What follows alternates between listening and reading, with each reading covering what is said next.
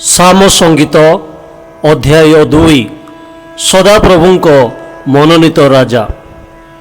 गोष्ठी माने काहींकी कलह करती, जनवृंद काहींकी वृथारे षड्यंत्र करती। सदाप्रभुंक विरोध रे ओ ताहांक अभिषिक्त व्यक्ति विरोध रे भूपतित गण ठिया हुअन्ति ओ शासन कर्तुगण एकत्र मंत्रणा करती।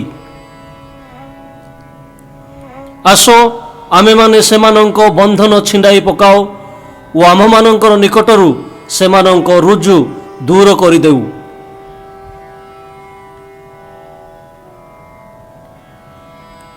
जे स्वर्ग रे उपविष्ट से हसिबे, प्रभु सेमानंकु परिहास करिबे। तहु से आपना कोपरे सेमानंकु कथा कहिबे ओ आपना महाकोपरे सेमानंकु व्याकुल करिबे। मात्र मु आपना राजांकु आपना पवित्र पर्वत सियोन रे स्थापन करिअछि।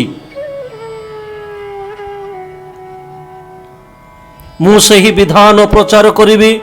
सदाप्रभु मते कहिले, तुम्हे आमर पुत्र, आज आमे तुमको जन्म देलु।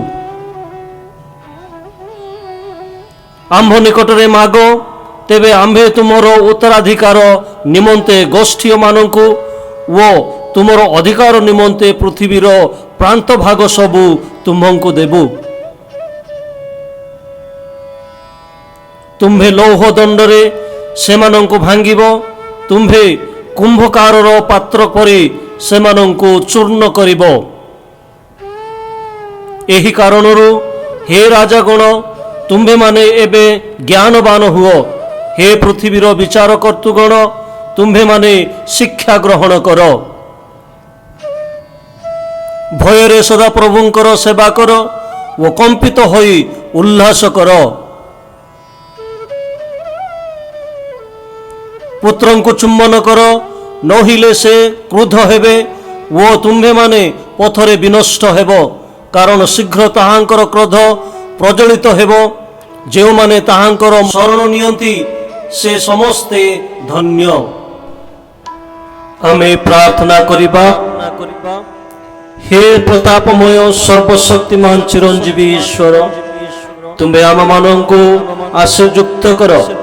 तुमर मनोनीत सेवक मानंक द्वारा तुम्हें ऐश्वरिक शक्ति एही पृथ्वी को प्रेरण करिअछ। विश्वासर आलोक तुम्हें प्रदर्शन करिअछ एवं तुमर मनोनीत व्यक्ति मानंक द्वारा ईश्वरंकर कार्य तुम्हें समापन करुअछ। तेणु आम मानंकु आशीर्वाद कर। तुमर मनोनीत व्यक्ति मानंकु आमे माने जो भली सम्मान देबु एवं सेमानंकर वाक्य माध्यम रे तुमर प्रेम रे बशीभूत हेई पारिबु एवं आम मानंकु सेही ज्ञान एवं प्रज्ञा प्रदान कर जो भली तुमर मनोनीत व्यक्ति माने तुमर इच्छा पालन करिबा पई तुमर डाकरा को सुनिथिले एवं तुमर कार्य को समापन करुथिले।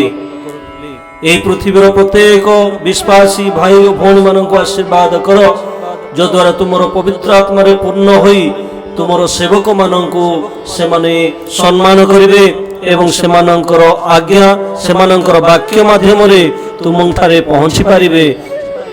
आमे प्रार्थना करू पिता पुत्र एवं पवित्र आत्मा को नाम रे आमीन।